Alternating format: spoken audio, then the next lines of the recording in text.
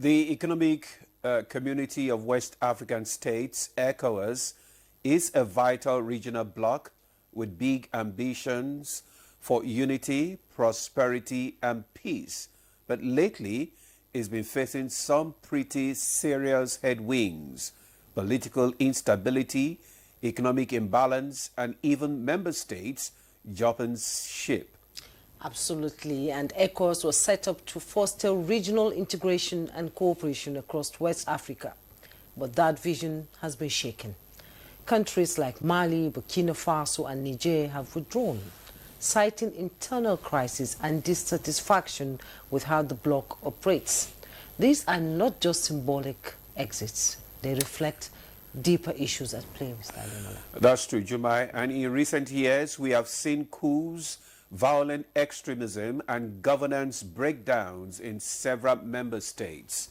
These issues don't just stay within borders. The spillover threatening the entire region's security. And then there is the economic angle. There are indications from various public feedback programs that not all member states are benefiting equally from regional policies. The disparity between stronger economies and struggling ones is widening, fueling frustration.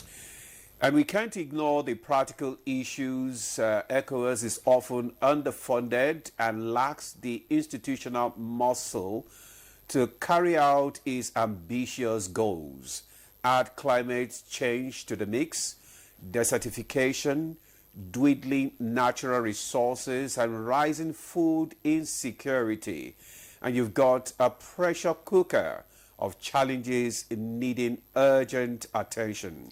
Urgent attention indeed. So where does ECOWAS go from here? Concerned persons suggest that first, it needs to reinforce its commitment to true regional integration. That means breaking down trade barriers, enabling freer movement of people and goods, and aligning economic policies more closely. Without unity of these fronts, progress will still not be achieved. Yeah, progress will be stalled. Security cooperation is key as well. Sharing intelligence, conducting joint military operations, and tackling the root causes of conflict can help build lasting peace. And let's be clear, none of this works without good governance. Fighting corruption and strengthening democratic institutions must be at the heart of the reform agenda. Indeed, and there are also suggestions that ECOWAS must invest in its people, especially the youth. With high unemployment rates and limited opportunities, young West Africans need pathways to success, not desperation. Education, healthcare, infrastructure, and climate resilience aren't luxuries, they are necessities. They indicate that ECOWAS has a chance to become a beacon of stability and development, but only if it adapts, evolves, and listens to its people. These issues inform our focus on Good Morning Nigeria today, the first for the week. Thanks for joining us. I am Jumai Yusuf. And I'm Ademola Adeoye. I also welcome you to the program. We are reaching you live from Abuja. As usual, our newspaper review will get to you after the news. Yeah, welcome back, and you're watching Good Morning Nigeria. Let's take a look at the dailies.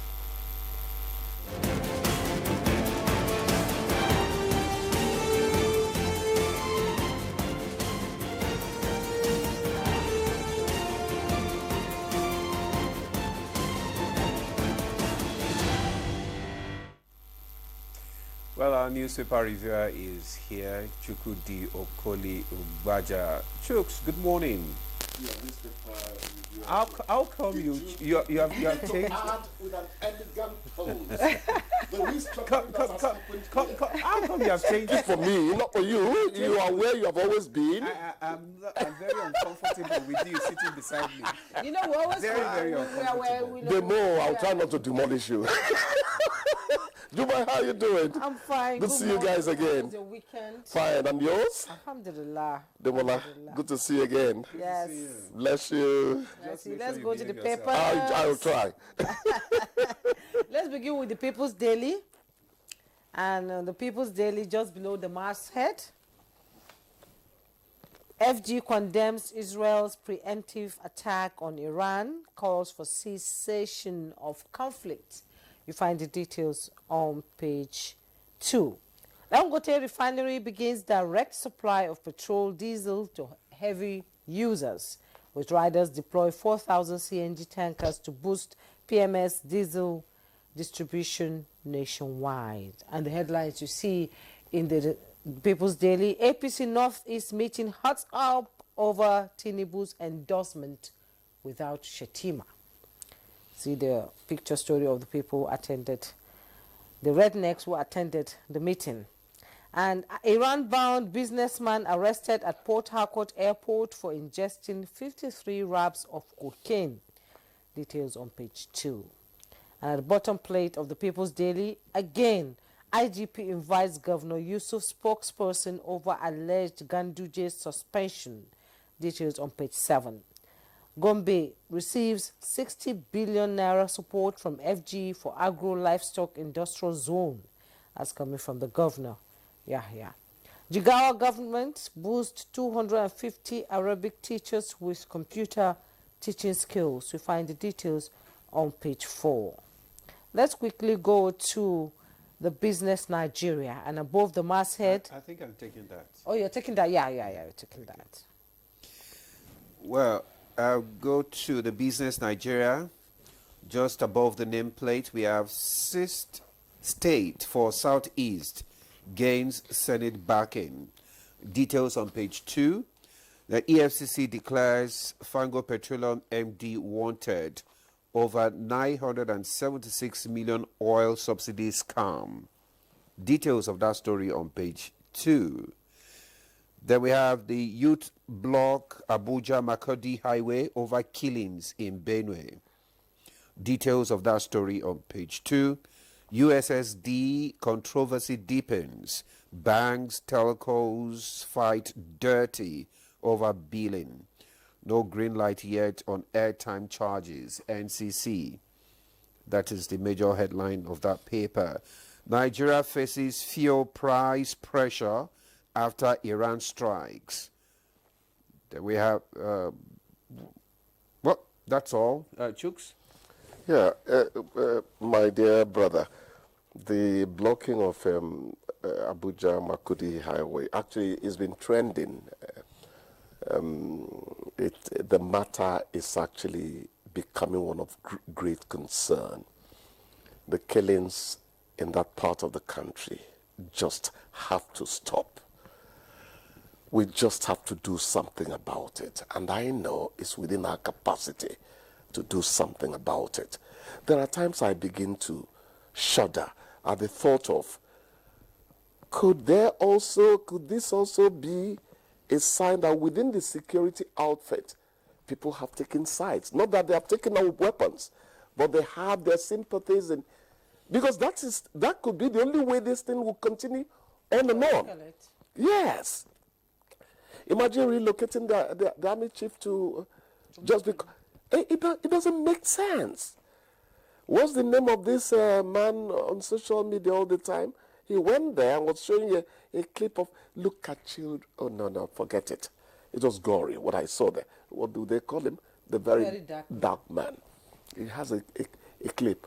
He went on his own citizen journalism, as they call it now. You know, it's a misnomer. They are not journalists.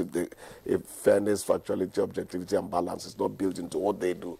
It's photo, now photo, then they show, you know. But the point is that our people there are in agony, fatal agony. It is not right. We just have to do something about Benue. That's the food. It's got worse than the food basket of Nigeria. It does. They are first of all our fellow men. Whether they are food, the bread basket, the food basket, the milk container. Yes, without they are our fellow men. Men and women and children. And when these things happen, women and children suffer most in war. I work in the media, but at times I run away from watching news or anything because I do not want my spirit to be dampened by all the sad stories that is out there all the time. Yes, you know. yes. The president It's has heartbreaking. It's really waded in unfortunate. and has given the governor and the service chiefs the matching order to find solution to the insecurity in that They just region. have And to, they have to stop the blame game. ultimately, Throwing blames at each other would not solve these things. ultimately, my dear brother and sister, it's live and let live that will solve the problem there. It's over territory. Forget people tell you, oh, it's about Christianity or Islam. No, it's not. Forget all that, those asides. It's about territory. Climate change has really done something to a segment of this country, and people are looking for survival. Now, how they are going about it is another matter entirely. They just have to sit down and say, my brother, make it good for you, it good for me. Start from there. Dialogue solves everything. It's unfortunate. These were people that were living peacefully before. What happened? Thank you, Jumai. What happened? That is the question we need to We where did we go wrong? These were you. people that intermarried, that lived. The Fulani man will come to the TV man and stay there for 1 year. The same thing happened. What happened? What suddenly happened? Where did we go wrong? Are you sure that these crises are not being fueled by some Of course, elements that's what in we're the trying to society? say. No, the fifth columnist Yes. has become a regular occurrence in Nigerian issues. Sponsors. I was listening to the man who was in military intelligence. He has a Yoruba name. He said so many things. He talked about sponsors being named. Why didn't the previous government? They're in the shadows. Yeah. That's why mass communication. They said they know them. We call them shadow backers.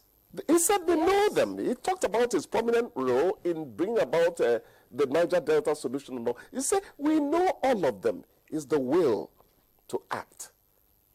It's unfortunate. It's unfortunate. The president and the Nigerian authorities are condemning Israel's swoop on Iran, understandably too. They're talking sovereignty. It's just that the matter on that axis has got so complicated. You don't know how they're going to resolve it. Even the UN Security Council is not able to call them to order. They are still exchanging missiles, not just missiles, ballistic. Ballistic is difficult to. They're talking about Israel's Iron Dome and all that. It's helping them. But some are getting through into Tel Aviv and Haifa now. Yeah. And that complicates matters. I really pray they take care of that matter. Otherwise, we could all be walking into trouble. Oil prices have gone up. It's going to come back to you in terms of costlier cars. Yes. Because the crude is what you use to make the inside of a car, all the plastic of it. That's polymer. Once they block that route. You've joined them in calling it route. You break my heart, too, man. It's route. Once they block that route, okay, let's talk about Don't let Americans influence Once you. they block that route, oil passage from the Middle East will be bad. No, I mean, in this part of the world, we are used to American, English, British, yes. English, British English, yes. Yes. But a lot of, because of this globalization issue now, No. so we have the I'm watching infiltration of CNN. this American. You know what Zero you do. and all What you that. do for yourself is to try to be intellectually tidy, in spite of all the madness going around you. Intellectually tidy. Are you trying to say Tidy. I'm not intellectually No, tidy? Jumai, my dear. On You know I air, should never on say national that, television, particularly when we're I'm telling on air. You know. The point is, if you say route for where you pass, Yes. it's American engineers who route it through the ceiling onto that, Yes. blah, blah, blah. You know, if you say route for route, what of when you route the enemy? Why are you bringing some... It's still the way. Yeah. Yes, let's quickly go to... It's newspaper review, not English class. Yes, USSD controversy deepens. Yeah. We were discussing before we went on air. That's connected to Who is stealing our money? That's connected to... I think it's connected more to the telcos matter. Yeah, telcos fight dirty over billing. Exactly. Yeah. That battle is going to continue on and on. NCC is actually giving the impression that nobody has really endorsed any you don't know increments, what yes. to believe. That is the question. It has happened already. yeah. Your data that lasted 3 weeks formally does not even last 1 week anymore. No, we talked about it last. We did. So how could NCC be telling us that whom do you believe at the end of the day? And then somebody will wake up in the morning and send you 10 videos for you to download and watch. Does it make sense? Just be discriminate about what you download and all that. I don't download. And again, I don't. Some people have fixed their phone in such a way that the videos download automatically. That is mumu. Go and change it. Download only when you want to download. You understand? Otherwise, you wake up, the thing has vanished, practically. All right. Chooks, thank you so much. Thank you, my dear brother. Morning. Thank you so much. Jumai, hope that you have a nice day. Don't worry, I won't take that route again. No, you won't do that. It's rude. Thanks for watching. Thank you. Thanks for coming. Bless you. Appreciate you always. All right, we'll take a break now. When we return, the conversation will kickstart. Stay with us. Yes, we are Nigerians. We are still watching NTA. Good Morning Nigeria on NTA Network News. On NTA Network. Just before... Nostalgic. Nostalgic. Anyway, just before we start our conversation this morning on the future of ECOWAS, let's take this background report by Timothy Yusuf. The economic community of West African states, ECOWAS, has come a long way in 50 years, achieving significant milestones in regional integration, peacekeeping and economic cooperation. Analysts highlight key achievements to include free movement protocol, trade liberalization, peacekeeping and security, infrastructure development and democratic governance. They, however, identified some challenges going forward. Some identified challenges include low intra-regional trade, security threats, economic disparities, and recent withdrawals of Mali, Burkina Faso and Niger from ECOWAS, raising concerns about the bloc's relevance and effectiveness. Going forward, those who know believe that ECOWAS must address existing challenges and strengthen regional integration to achieve its vision of a united, prosperous, and peaceful West Africa. Other areas include promoting economic development, enhancing security cooperation, and reform and adaptation to changing circumstances, ensuring it remains relevant and effective in addressing the needs of its member states. How has ECOWAS fared over the last 50 years? What does the future hold for ECOWAS? Let's now join our guest in the studio for details. It's Good Morning Nigeria, live on the NTA. Thank you, Timothy Yusuf. Let's now join our guest in the studio. We're here to talk about the future of ECOWAS and its implication on the African continent. Let me first introduce Ambassador Joe Keshi, former Permanent Secretary, Ministry of Foreign Affairs, and also President of Retired Career Ambassadors of Nigeria. You're welcome to Good Morning Nigeria. Good morning. Thanks for having me. A regular one, we're discussing bilateral issues. Also seated here is Ambassador Usman Sarki, former Nigeria's Deputy Permanent Representative to the United Nations. Glad to have you join us. Good morning, and thank you for having me also. Pleasure. Thank you.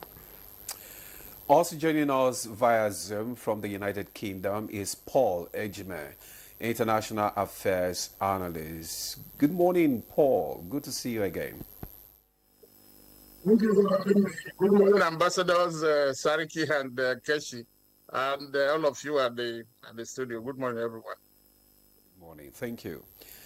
Now, let's just kickstart the conversation this morning with former Permanent Secretary Joe Keshi. I mean, just recently, we just had the 50th anniversary of the ECOWAS. And despite the decades of existence, the body is still struggling, still trying to find its institutional maturity. What do you think are the challenges? Again, thank you for having me. Yes, it's true that ECOWAS is 50 years. It's also true that it faces a number of challenges. But we should also realize that when it comes to the issue of trying to integrate 16 independent sovereign states, there are about to be challenges. When you look at the history of the creation of what we call today the EU, the European Union, they also have their own fair share of challenges. You know, when they were building the blocks of integration, and today they're enjoying the fruit of their labor over the last couple of years. I think that in our own case, a number of things, challenges ECOWAS has faced. Number one is the fact that for over 10 years, and even up till now, ECOWAS, which was created for the economic integration of the West African sub-region, they started very well when they, signed the Protocol on Free Movement of Goods and Services and Persons, and also tried to do trade liberalization. I'm sure that people would often say that there is not much inter-ECOWAS trade. That's not correct. The problem is that informal trade is higher than recorded trade. So there's a considerable trade and so on. But we should also remember that the same ECOWAS spent over 10 years dealing with just nothing but security issues, in Liberia and Sierra Leone, and at some point in time in the Gambia. I always say to people that between those 10 years, 19 meetings were held just on Liberia to find peace in Liberia. You can imagine if those 19 meetings have been held on economic issues, where ECOWAS would be today. So those little crises kind of drew back ECOWAS integration. But for me, part of the problem also is that a number of the leaders at that time, and even today, they went into a project they did not have full understanding of, coming so early from independence, where they cherished their sovereignty. So they were not ready to give up a little bit, as Europeans did over time, to ensure the integration of the sub-region. My hope is that as they continue to grow, because look, they have a development plan. They have a 30 years or something development plan to, to build up the institution. If they focus on building up what I call the structure of integration, I think over time. But the good thing is that the people are aware of it. Inter-regional trade, is going on, and to some extent, apart from this part of the Saharan region, where there are still security issues, they are trying the best they can, the institution, to focus on economic issues. And I also think that the summit that will be held this Friday here in Nigeria is also a step in the right direction. The West African Economic Summit being planned by the federal government.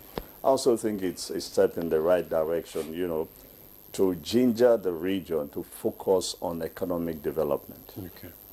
Okay, thank you so much, Ambassador Keshi. Let me bring in Ambassador Keshi into this conversation. Ambassador Keshi has sort of itemized some things, the challenges we have in ECOWAS decades after. When I say decades, with emphasis on decades after, we should not be where we are now in ECOWAS. So why is ECOWAS still struggling with institutional maturity and effectiveness? And another question I'm going to ask you is, what are the structural flaws that need urgent reforms in ECOWAS to ensure that the full implementation of policies in ECOWAS impact the people within the bloc?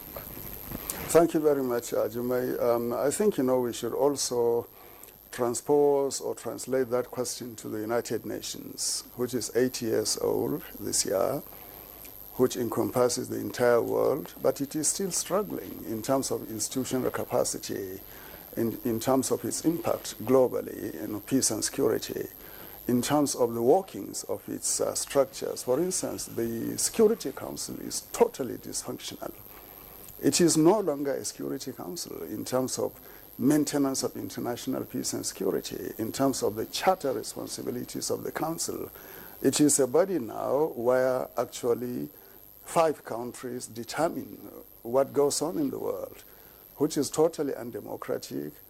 And in fact, you can say in moral considerations, it is immoral, for them to exercise such preponderance of power over the rest of the world. They could not even agree to cease fire in conflict situations.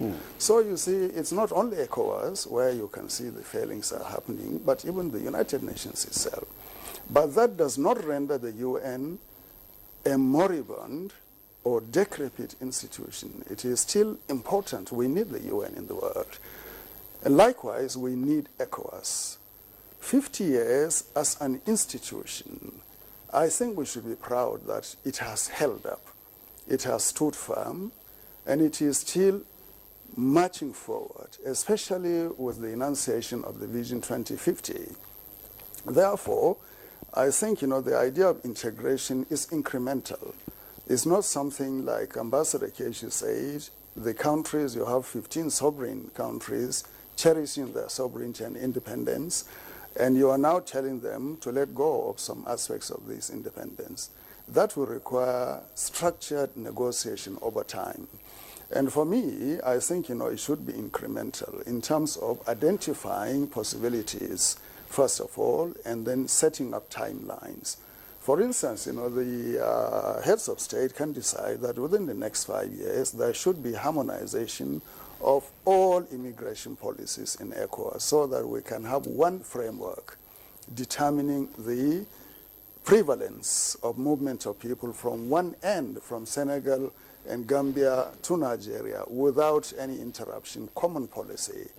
We can have a common policy on environment so that our ministries of environment can harmonize and work within that framework. And then national planning. Our ministries of national planning, the entire scope of the 14 countries now reduced to, I think, 11, they can have a common national planning and budgetary framework. And incrementally, these processes, first normative and second structural and policy, will lead towards the idea of harmonization of integration in incremental way. We look at integration of ECOWAS as if all the countries will collapse into one. That is something very far in the distance. It's not going to happen. But what we should have is to have the structures coming together in harmony and applying normative, policy, administrative, and structural aspects to the entire countries. And I think in doing so, we can competently and comfortably assume that things will work. Despite the advancement of the European Union, still countries are maintaining their independence and sovereignty. The EU itself is not completely a smooth affair today. Countries like Hungary, Bulgaria, Greece, and others are finding challenges and difficulties with the policies of EU. Farmers in the Netherlands, in France, in other countries are really challenging EU policies that are, especially on environment, affecting their productivity and income.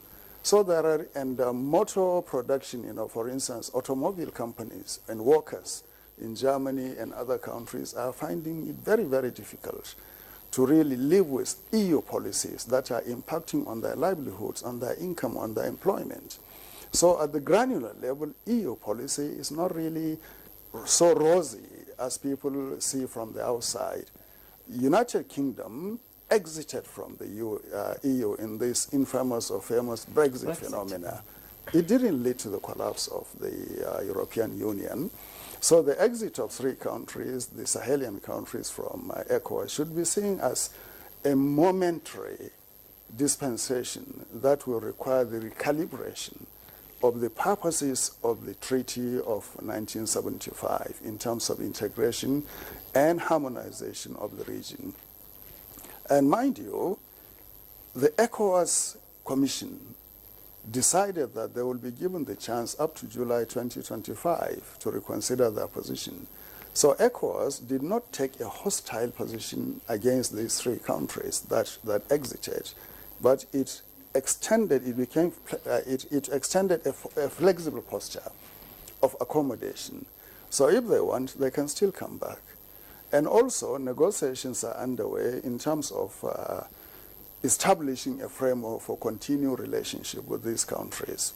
For instance, the ECOWAS of the people, when we speak about it, must take into consideration the people of Niger, the people of Mali, and the people of Burkina Faso, per force, because they are within the region, and they must move into Nigeria and out of Nigeria, or into Cote d'Ivoire or out of Cote d'Ivoire, or into Benin and out of it. So the formalization of the exit does not mean total severance of ties among the people of these countries and the rest of ECOWAS. So what I'm saying is that we should not look at the developments in ECOWAS as doom and gloom scenario, but there are bright spots there. Now, on 22nd April and 23rd, meetings of heads of state and ministers were held in Accra, in April, to kick off the celebration of the 50th anniversary of the organization. And I think, that meeting came up with very important purposes and mandates in terms of transitioning ECOWAS to ECOWAS of the people. The president of Ghana, His Excellency John Dramani Mahama, offered 1,000 scholarships, for instance, to students from member countries to come and study in Ghana. So this is just a beginning in terms of the transformation of the body to concentrate on the bringing together of the people of West Africa. Our own president, His Excellency Bola Ahmed Tinubu, also pointed out to the need to address issues like poverty, insecurity, unemployment of youth, food security, and others. So the transformation is going to be gradual, but structured and focused. And I think, Nigerians in particular should feel proud that we actually initiated ECOWAS 1975, and happily, General Yakubu Gowon, His Excellency, is alive to witness 50 years of the fruit of the tree that he and late President Iadema planted, and that is something that we should celebrate. Well, thank you very much, Ambassador Saraki, for your opening perspective there. There is need for harmonization of policies in the region. Now, let's bring in our Zoom guest, Mr. Paul. And some people have said that ECOWAS seems to be biting more than it can chew. That is, you're doing too much with too little. Should it narrow its focus to few core priorities like security and trade before expanding into other areas? What's your perspective on this? So, incidentally, there is a nexus between security, defense, and then economic development. I think the two go hand in hand. So you cannot have economic progress or development without security. So those who crafted the Lagos Treaty of 28 May 1975, perhaps they were ambitious, but they also acted both with foresight, what they knew, and then projected in. There was some, dynamism in what they tried to do. So we cannot now, at the here and now, begin to jettison what they have done. What we can do is to reinvent some of the tools that we are using for the interventions that ECOWAS has done, both in economy, social, economic issues, security, defense, and across board. And then to be able to manage emerging, challenges. Unfortunately, ECOWAS seems to have come back, evolved or unraveled more than 360 degrees.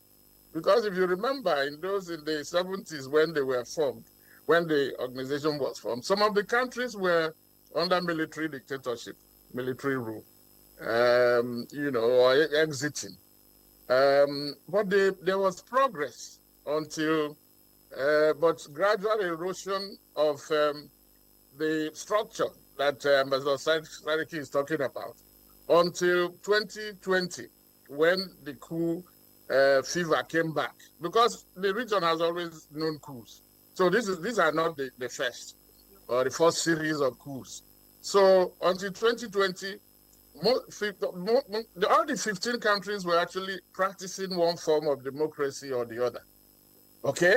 So before now, the race started between the organization.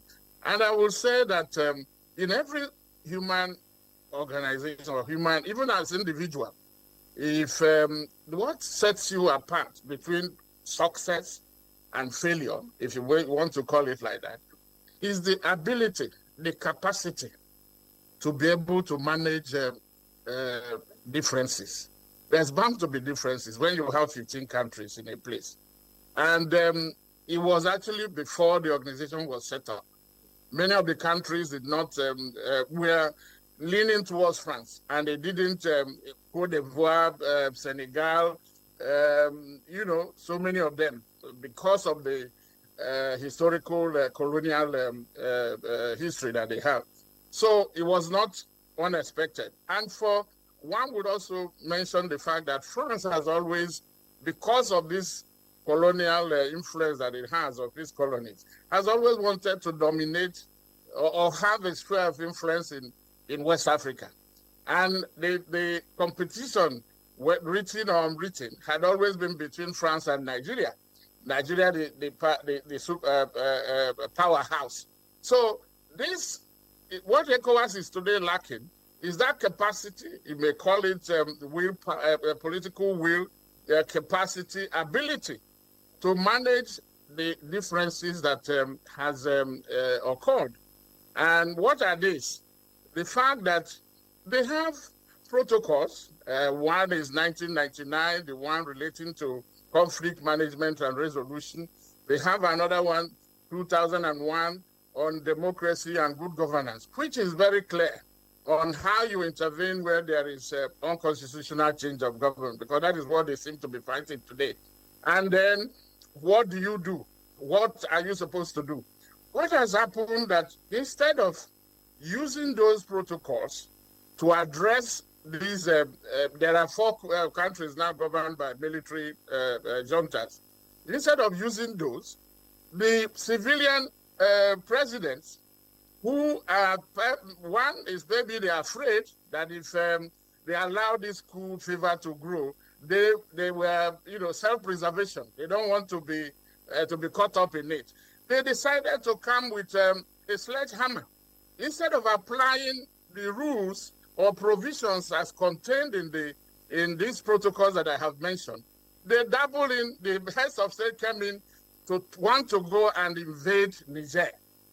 It is part of this mismanagement of these differences, these emerging threats that has created even more problem for ECOWAS.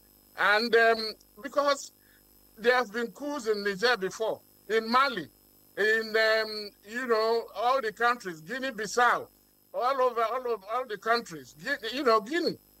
ECOWAS has always, even managing the civil wars in Liberia and Sierra Leone. Okay, so why has it now become impossible for the same organization that cut its teeth in conflict prevention, management, and resolution, now try becoming lethargic? It's a basket, a combination of factors. One is the fact that the civilian presidents, they have made peaceful change impossible. How? By changing the governments, by tinkering with the constitution, violating the rights of their citizens, rigging an election, and there is so much corruption that they are no longer delivering on what the objectives and the dreams of the founding fathers of ECOWAS. And what you have now, military officers, as it happened in the past, have now used the opportunity to want to take, and let's face it, This is not to justify military administration, because it will never solve the problem. We know how they have always started and how they have ended. These ones are not going to be an exception. Because what you will ask, what will happen when Traore, who is now presenting himself as the Pan-Africanist, when he leaves, he now is doing 5 years, he's eligible, maybe he does another 5 years or even 10 or 15. What is the end game?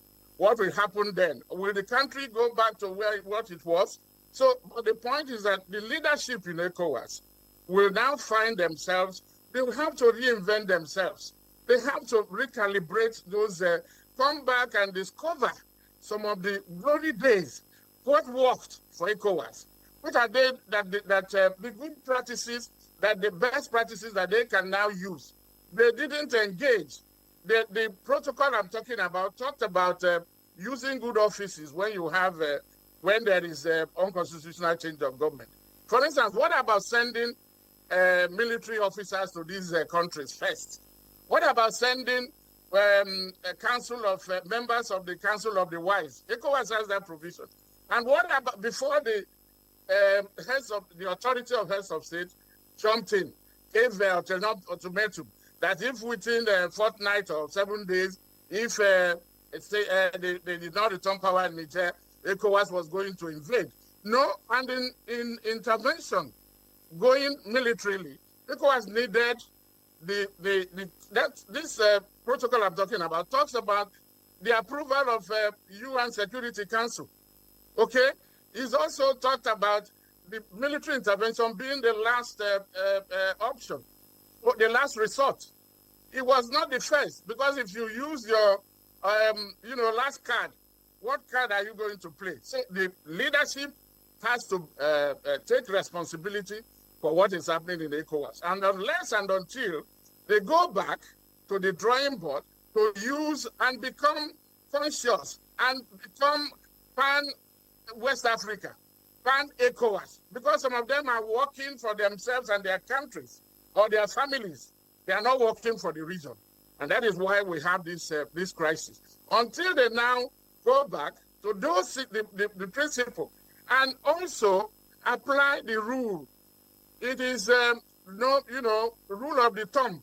If civilians are committing coups, because when you change constitution, for instance, in Togo has moved now. The protocol says you cannot change the electoral law 6 months before an election. Togo changed the electoral law a month. They changed it in April and held an election in May to change the country from parliamentary to presidential. Now they have a president and a council of ministers whose terms are unlimited, and then you have a president who is ceremonial. In Guinea-Bissau, has suspended the constitution. They have sacked the parliament. ECOWAS has not uttered a word in these two areas. And then how do you want anybody to take ECOWAS seriously if they don't? Okay, so yes. Mr. Ejime, you've raised some pertinent issues there, and I believe our diplomats in the studio will be able to address it. We're talking about the future of ECOWAS. Now let's talk, he has talked about security issues from other countries.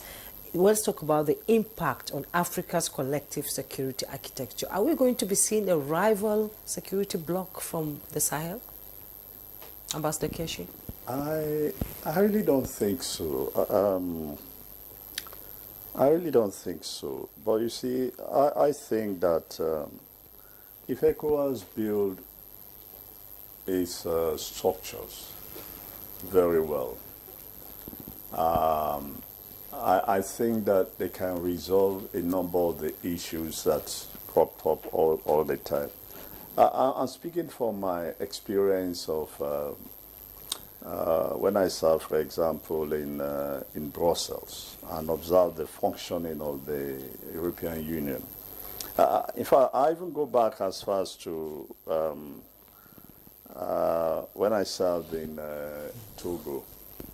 I attended the inaugural meeting of the ECOWAS Fund, which is now the ECOWAS Development Bank.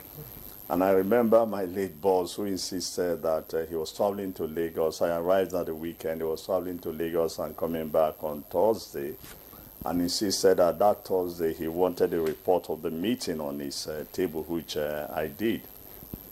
And going through the report, I had, even as a rookie, I had some concerns about the structure of ECOWAS, and I had no idea what the EU was doing. And when he went through my report, he called all the officers, senior officers, and said, you know, what this young man is saying was what we tried to do when ECOWAS was being negotiated.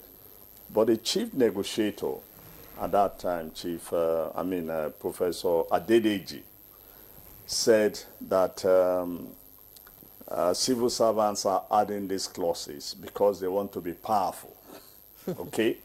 Now, why am I saying this? When you look at the structure of what goes on within the EU, every Monday, EU ambassadors in Brussels, every Monday, they hold a meeting on the community. On a weekly basis, as he rightly pointed about these meetings, on a weekly basis, the various ministries in EU, the ministers, their official meetings, led by permanent secretaries or as it is in other, the heads of the department, their official meetings, there are ministerial meetings. I don't know, we don't do that within ECOWAS. So when you look at the EU, you find out that every week, every month, there are consistently meetings of officials, ministerial meetings, summit meetings to strengthen, to build up the organization where they address some of the issues that Ambassador Seriki has raised. And the EU Parliament also. Beautiful. And the Parliament. The problem here is that, in fact, I will even go as far as to say, I take the risk of saying this. Even here in Nigeria, some ministries probably don't even have an ECOWAS debt. Yeah. They don't. The ministry and the Ministry of Foreign Affairs and the Ministry of Economic Development are supposed to coordinate this. I don't even know if they meet and talk about ECOWAS at all. The only time ECOWAS comes up on our table is when there is an ECOWAS meeting and everybody begins to, we need to build these structures. It is very important because it is when you begin to build, there's no way you can harmonize policies if you do not have all these meetings to sort out the problem. Because harmonization, it's, even the ones that ECOWAS itself had approved, the major problem they have is implementation of this. So going back to the issue of security, I would say, look, it's the same attitude I will adopt that. If for example, the chief of staff or the, the chairman of the joint chief of staff, if the ECOWAS, within ECOWAS are meeting regularly, I'm sure that they will be able to fathom out how to address the security situation in the region. They will not be depending on any other, But the problem is that first, every nation has to secure itself before you begin to talk of securing the next. And part of the problem ECOWAS is also having, which many people have pointed out, it's also Nigeria. If Nigeria works, if Nigeria provides the leadership, ECOWAS will blossom. It's not a question of you move forward one day, then you come back, and then you disappear. No. Nigeria must see itself not just as a leader within the region, but as a leader within the continent, and must provide the leadership to drive some of these things we are talking of. And this is why it is important that the structures to ensure that these things happen or are implemented are put in place. I think Ambassador Seriki and Jimel talked about the ECOWAS of people. That's another thing that has been completely neglected. You know, although, yeah, people are crossing, going to West Africa. If you board a plane to Ghana, you'll be amazed to see how many Nigerians are going to Ghana, how many Ghanaians are coming to Nigeria for one thing or the other, and they are going back same day. So that is going on, but we need to strengthen this, to expand it, and to ensure that the people themselves are involved. And that is where building the integration infrastructure within the region is very important, because these are the symbols that will begin to look. If you put a train line from Lagos, for example, to the Gambia, can you imagine the impact it will have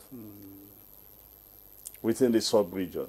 Not only in terms of trade, in terms of the movement of goods and services. Can you imagine what it would do? Because that would almost immediately, you know, make people believe that, you know, there's some sense, there's some rationality in trying to work within the ECOWAS, you know, sub-region. And the leaders themselves, in my view, they must do more of talking about ECOWAS in their programs as the EU folks do. Because at the end of the day, if you take this nation, for example, Nigeria, if and when we decide to industrialize, our goods will be more acceptable first and foremost within the ECOWAS sub-region. For one simple reason, that the process of our industrialization, we cannot immediately bridge the gap in terms of quality and quantity, like trying to match China, for example, or other advanced countries. So our business would be with the ECOWAS countries. And in any case, when you look around the world, you will see that the largest trading partners of almost every nation are their neighbors. So Nigeria needs to begin to take that leadership to ensure that they build all these integration blocks. And in terms of security, I believe that with time, if we can put in place these structures of aligned various agencies to meet as often as possible, to share their problems, and to find solutions to them, we'll probably begin to make headway, you know, that by the time they celebrate another 50 years, they'll probably be, you know, singing a different tune. So you agree that we need, ECOWAS needs to go back to the drawing table to restructure? No. They don't have to go back to the drawing table, because the EU, I'm trying to, when they started as a European community. The coal and iron. Yes, they started, you know, they started as European community, and they just keep moving, keep improving, keep changing things until, you know, where they are now. And even where they are now, remember that from 12 they've expanded, and any time there's a new member, they are compelled again to look at their structure and change. So what I'm saying is frequent interaction among officials, among ministers, among heads of states would definitely help ECOWAS a lot. Thank you very much, Ambassador Joe Keshi. Frequent, you know, negotiation, frequent dialogue among member states will further strengthen integration among the member states. Viewers, we just want to remind you that you can also participate in this conversation by sending us your messages via WhatsApp and text. But the number is displayed on your screen. So if you have comments, questions for our guest, please just send it down to the numbers on your screen. Thank you. Now, Ambassador Sarki, I mean, you've listened to Ambassador Joe Keshi, the need for ECOWAS to promote more dialogue for further, you know, integration. So how can ECOWAS, you know, further strengthen its regional integration and cooperation among its member states to prevent further withdrawals of member states? Well, my boss did not only say dialogue, but actually he proposed activities, interministerial coordination and intergovernmental coordination among the ECOWAS member states But first also he recommended internal reflection in terms of how we work in our various ministries within the government, because the independent governments, when they come together, that they push the organization, that is the whole. So ECOWAS, its success and failure is the success and failure or the reflection of the sum total of its membership. So it's not ECOWAS that fails, it is the members that are actually failing, if ECOWAS is seen to be failing.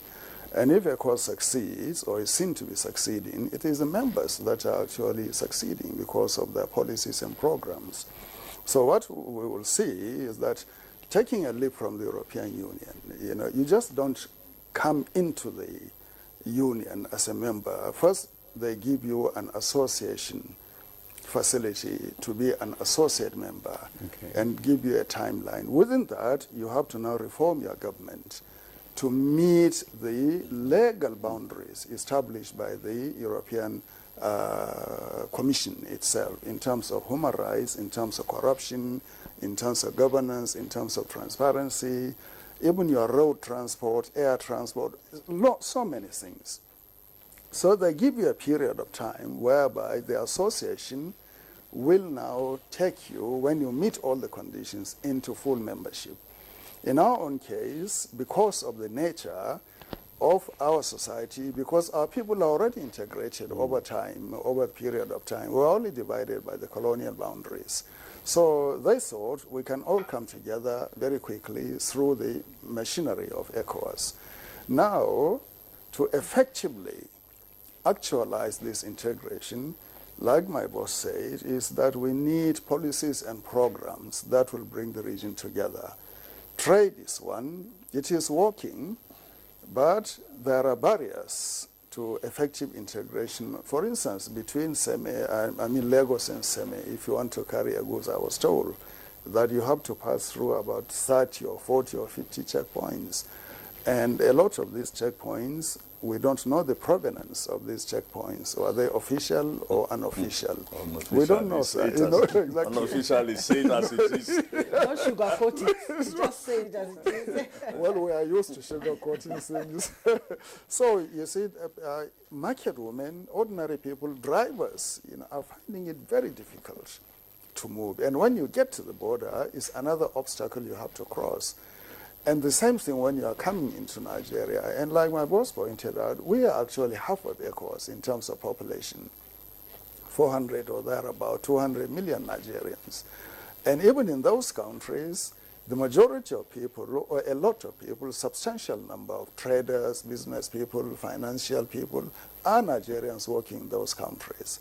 So it is very important that Nigeria actually drives the process of integration by fine-tuning our own governance and administrative mechanisms, particularly through the empowerment of the Ministry of Foreign Affairs to really lead this process of integration.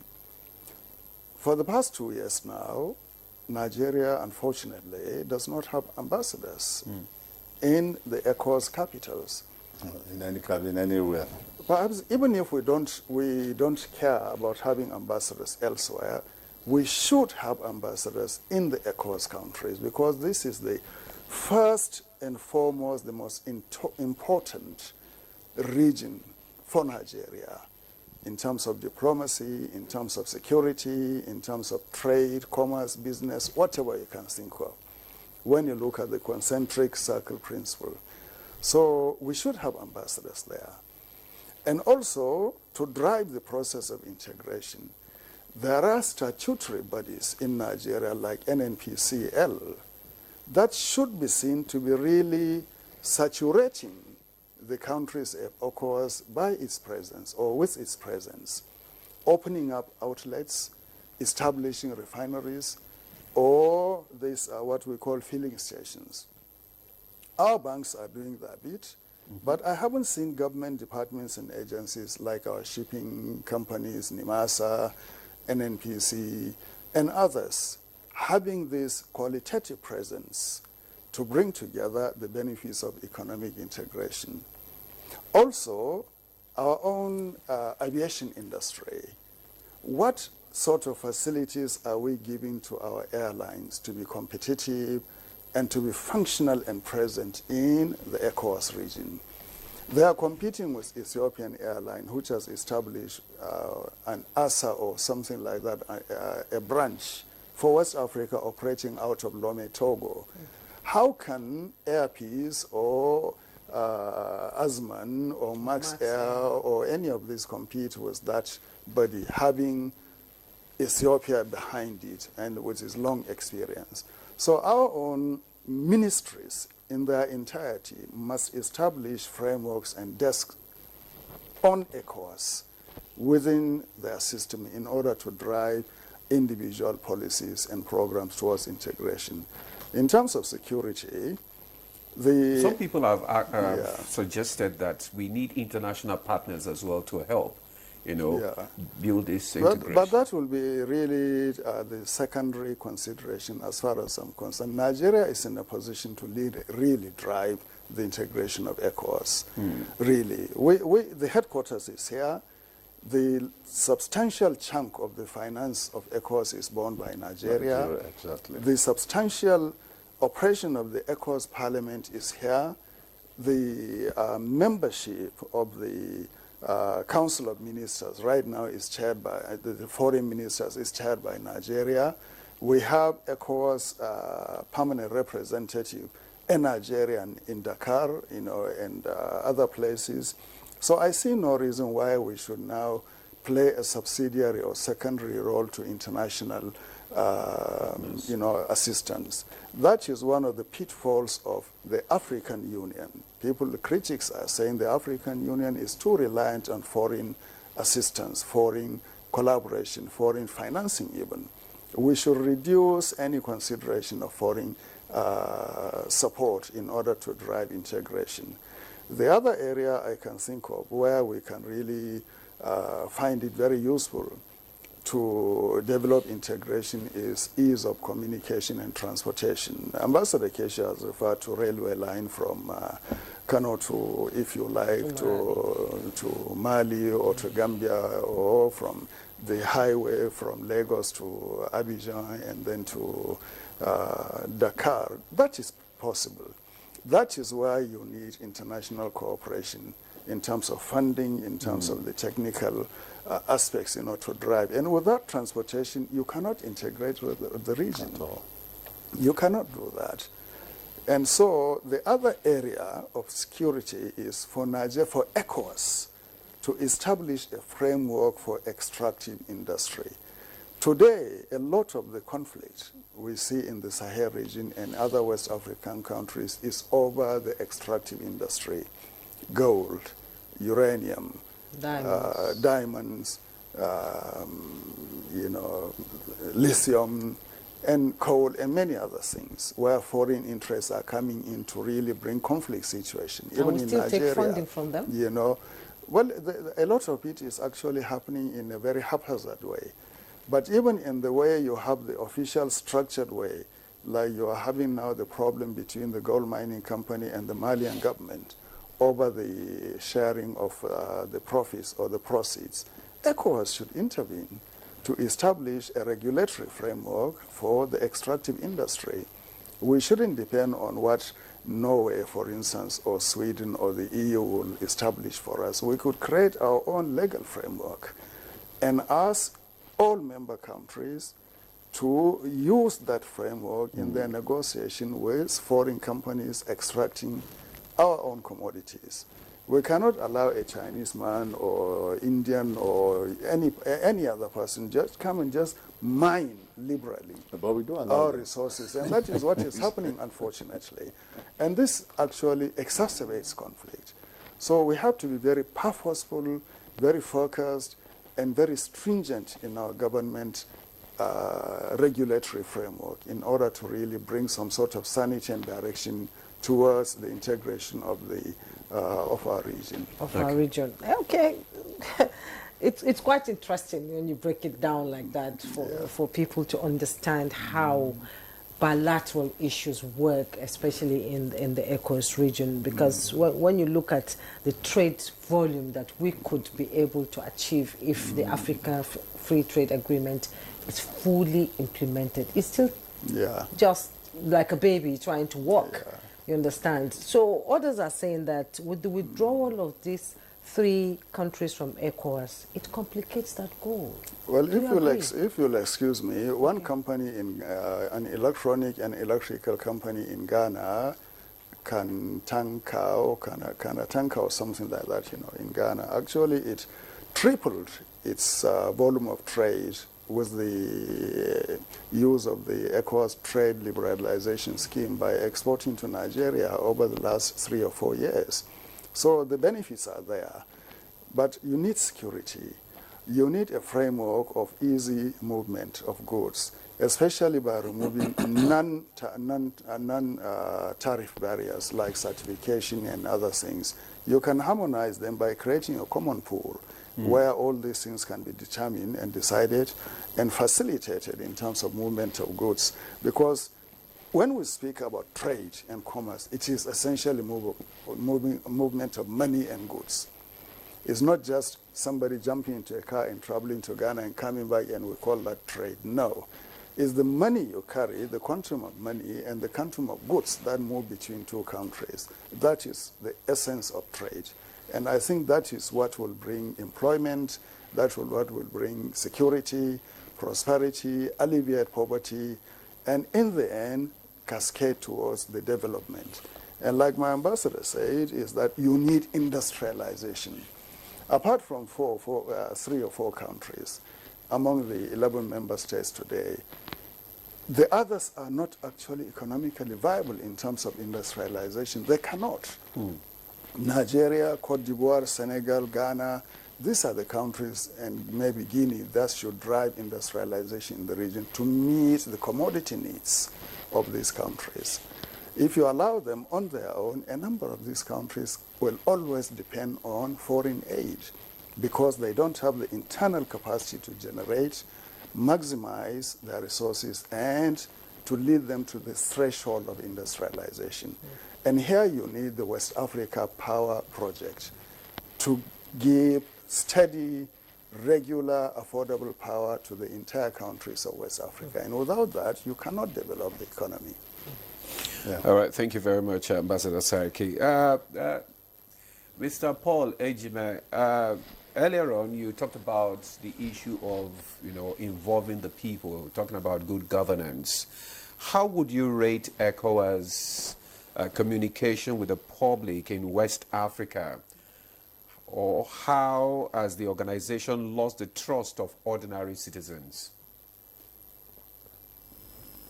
Yeah, thank you. I hope people are going to give me time to. When I talk for 2 minutes, I thought it was becoming one-on-one with the ambassador. Okay, Mr. Ejime. Fortunately, Mr. Ejime, yeah. Mr. Ejime, just wait. We'll take a break. We'll take a break. Yeah. When we come back, then you will be able to respond to the question.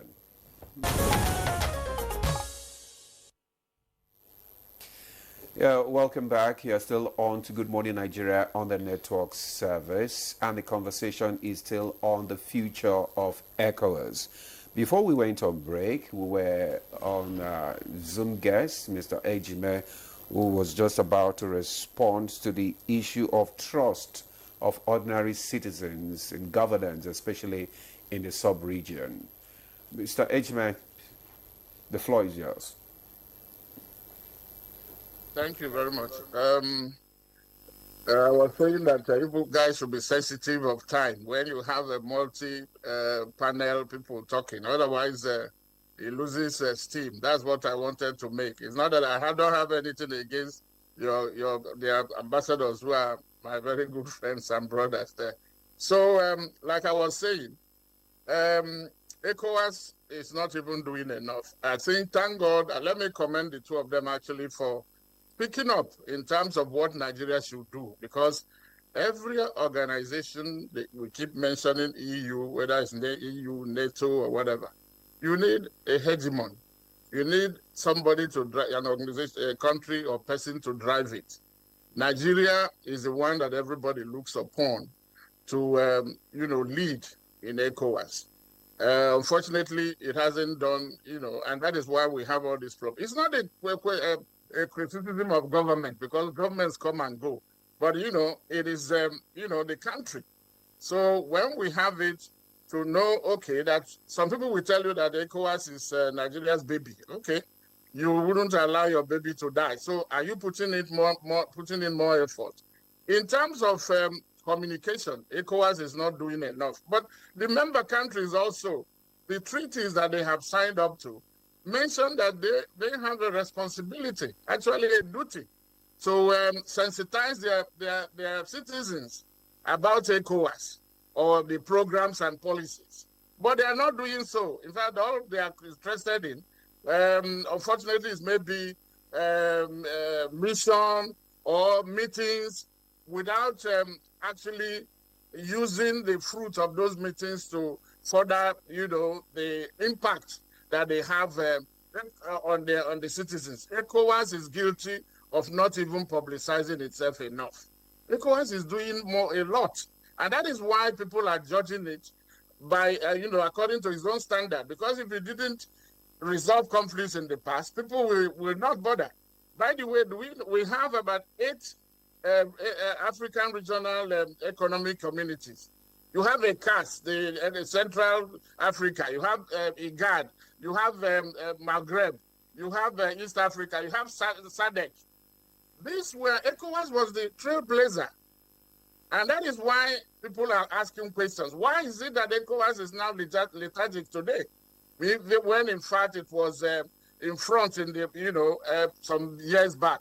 And we have named the issue of leadership and then not sticking to the structure. They are not, and let me come back to the issue of what Nigeria can do so that others can lead. Nigeria has to, luckily the 2 ambassadors there, they talk from the passion that because they followed ECOWAS, very religiously. And you will be surprised that many of our ambassadors or organizations do not know what ECOWAS is about. Meanwhile, Nigeria is paying more than 60% of the ECOWAS budget. In other words, you put money somewhere and you're not asking questions about how that money is being spent and how you can use that to leverage that to get today. In those days, when Nigeria is standing for any position or takes a decision, it is respected. But today, many countries will stand up to compete against Nigeria when Nigeria is running for any position. And that shouldn't be the case. Nigeria should assert its authority, assert its leadership stamp, imprimatur on what ECOWAS is doing. And that will start from the foreign ministry. And then I hope that those at the presidency, because at times there is a dissonance between these two. And that is why some of these countries are exploiting. You'll be surprised that the other member countries know more about ECOWAS than many Nigerians or Nigerian organizations. Meanwhile, a few months ago, this same Niger that is threatening that they are leaving, our NNPC facilitated giving them about 300 trucks of fuel. I don't think many people knew about it, And then Mali was asking ECOWAS to support it. It was going to run for position at the UN or whatever. They needed ECOWAS. These are some of the benefits that ECOWAS has provided. Because some people will think that ECOWAS is just there. ECOWAS has done a lot. And that is why today, if you check many countries or international organizations, when they accredit their ambassador to Nigeria, it is concurrent to ECOWAS. ECOWAS must be doing something right. That is why they have done that. And people are now saying, you can't rely on your past glory. You have to move forward, even sustaining it. Even getting to the top, when you get there, sustaining it is another issue. So ECOWAS has to communicate itself, and that begins with the commission, which coordinates all the ECOWAS, all the institutions. There are what you call specialized agencies, like the bank that the Ambassador Keshi talked about. There are so many of them that are there, that the commission, but what has happened, and many people are not willing to say that, is that the heads of states have virtually hijacked the work of some of these technocrats. The commission is now there, just waiting for what the heads of state will say. And these heads of state, unfortunately, are only federating their own nest. It has become an ECOWAS of heads of state, or ECOWAS of state, not ECOWAS of the people. For more than 400 million people, how are they feeling the impact of ECOWAS? ECOWAS has to do that by reaching out with its programs and with the members themselves talking about ECOWAS. And how will that happen? Nigeria has to show the example by making sure that all its ministries or the relevant ones and the agencies that are, by the way, when we say that the trade in West Africa is not, the intra-trade is between 11% and 15%, much of it is done, the informal one, which means itinerant traders moving from one place to the other. Those of you who have traveled across will find Nigerian goods in some of these countries. What it needs now is for us to formalize it, is for us to be intentional in the way we further our interests, be strategic in the way, like America is putting money in the UN and is calling the shot. It is not to say that you will hammer on anybody. You will do that with soft and hard power. Mr. Paul, I'm sorry, we're running out of time. Like you just told us that we need to manage time. So we're running out of time. We have questions from the viewers who want to contribute and find answers on this program. Let me quickly begin with the first one. He said, undiluted diplomacy and absence of coordination within the ECOWAS members have been the bane of ECOWAS. Leaders represent self-interest in preference to promoting the spirit behind the creation of ECOWAS. Military interregnum in the Sahel is evidently caused by lack of honesty in governance and resource management system. And please put your name when you want to send your messages. And I want to say good morning, presenters and fellow Nigerians, and Abdurrahman Bala from Zuba, FCT. I would like to appreciate the esteemed ambassadors in the studio today for their insightful analysis. As someone who grew up witnessing Nigeria's military contributions to peacekeeping efforts in West Africa through ECOMOG, I am curious about the current state of this regional security mechanism. Specifically, I would like to ask, has ECOMOG been dissolved? And if so, why hasn't ECOWAS taken more decisive action to address the persistent insurgency in the region, which has lingered for over a decade? What happened to the cooperation and support that made ECOMOG past operations successful? Furthermore, I appreciate your thoughts on the extraction of natural resources in our region and its connection to insecurity. Do you think the lack of transparency and coordination in this sector contributes to the security challenges we face? And lastly, what are your views on Nigeria's foreign policy regarding immigration and security? With the influx of foreigners entering the country without proper documentation, do you believe this poses a significant security risk, and how can we better manage this issue? Okay. Well, these are very fundamental points, and I'm really very glad that Nigerians are tuning into this program, and they are taking such interest and asking such very pertinent questions. Fundamentally, I think the issue of natural resources extraction is a driver of conflicts in our region. I would like to refer the questioner to the OECD report on natural resource governance, NRG, in the Sahel region in West Africa, and he will find a lot of evidence there in terms of how natural resource extraction and the dichotomy between gains and activities are creating fissures and creating conflicts in the Sahel region and the rest of West Africa. So let him go to the OECD website and he will find natural resource governance, and he will find a lot of details there. And also internal conflict, internal displacement monitoring center, IMDC.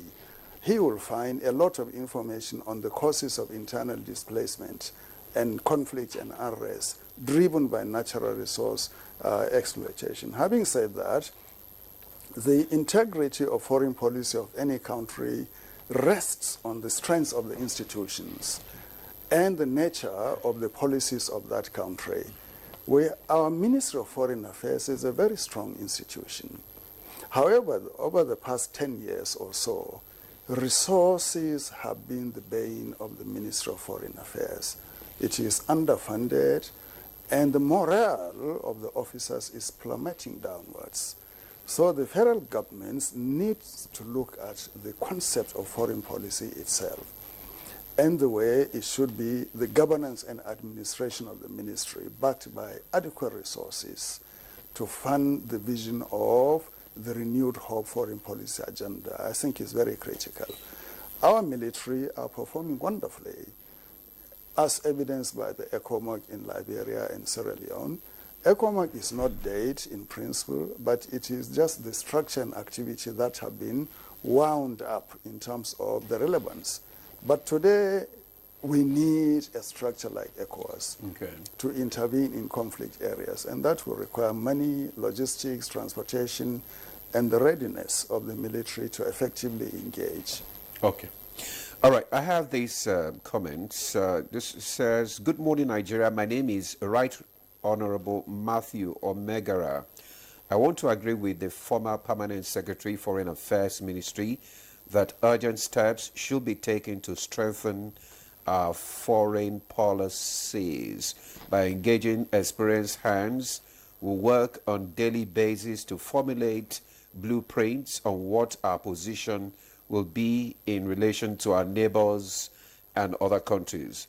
For it appears as if we wait for issues to come up before we start thinking of how to respond.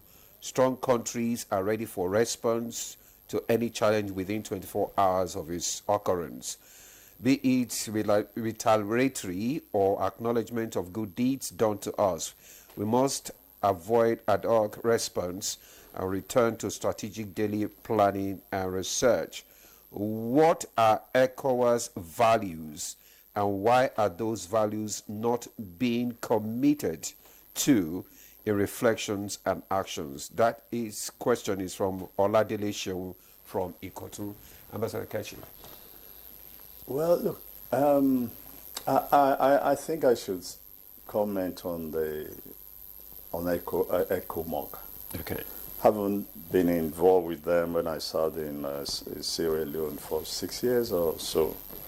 I think for me, it's one of the most unfortunate, thing that we did, that the way we treated ECOMOG. And so when people assume or believe that ECOMOG is dead, I think to a large extent they are right. And that's also because at the time these events were ending in Sierra Leone and Liberia, Nigeria itself was in its own crisis. And as a result, there was no leadership that focused to ask the question, how do we make this a permanent security structure that will help the region in case there are crises, so that when there are crises, we do not just begin to form a new organization. No. This is one of, look, at the end of the war, I think the World War, NATO was formed and so on. And look at what it has done over the years and, till today. And that's what we failed to do in terms of focus. We just allowed it. And I blame in particular the military. And I keep saying this. I was at an event in the Defense College at one time, and a number of issues came up. And I asked the question, how many of you here, officers, served in ECOMOG?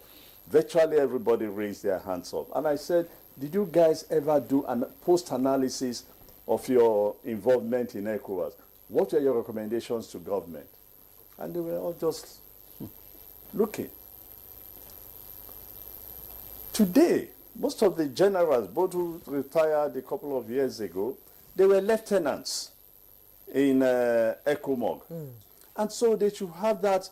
This is why I get angry when I hear the military, in particular, say that, what they're experiencing when the crisis in Borno started, that they are fighting ragtag army.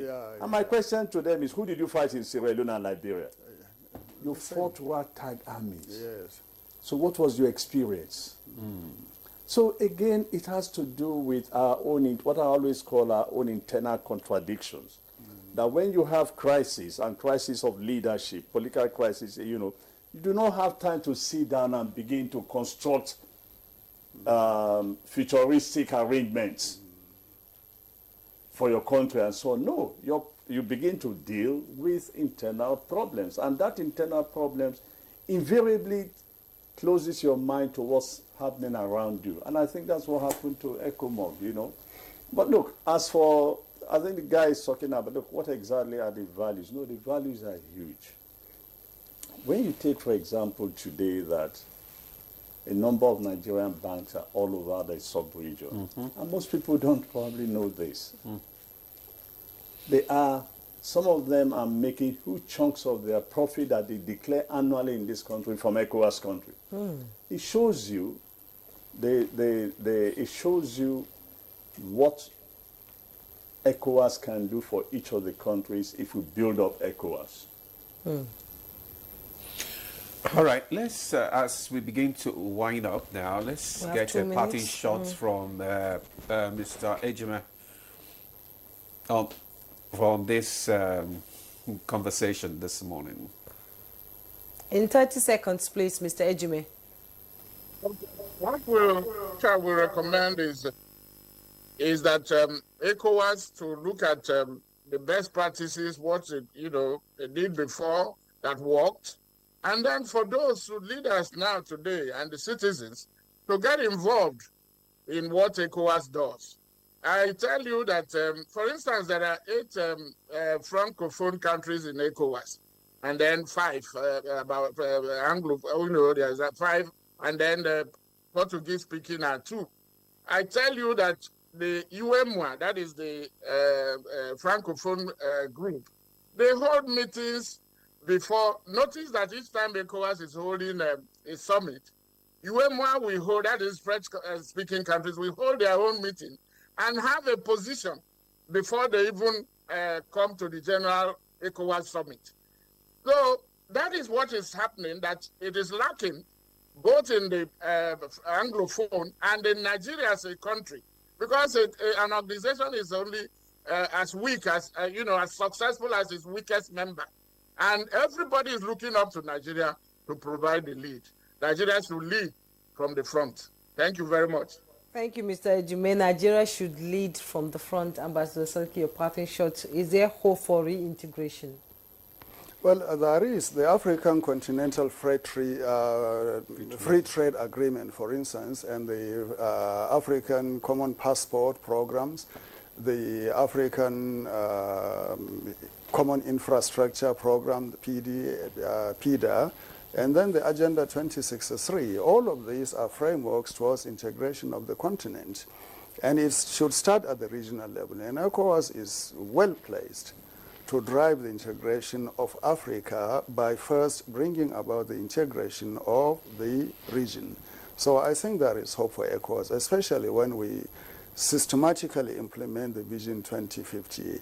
And here I must emphasize that Nigeria should be responsible, should be serious, should be focused and well organized around the principles and values of ECOWAS. Ambassador Usman Sarki, former Nigeria's Deputy Permanent Secretary to the United Nations. Thank you. Permanent representative. Permanent representatives, yes. The permanent secretary. Yes. Thank you so much for coming. Thank you. It's a pleasure. And Ambassador Joe Keshi, former Permanent Secretary, Ministry of Foreign Affairs.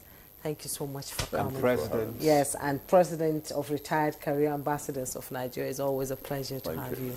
Mr. Paul Ejime, thank you so much. International Affairs Analyst, we appreciate you. Every time I have you guys in the studio, it's like a learning process for me. It's like being in class, learning about bilateral issues. It's so interesting. Thank you so much for your time. We appreciate you all. Thank you, gentlemen. And that's Good Morning Nigeria for today. I am Juma Yusuf. And I'm Ademalade. Do have a lovely day.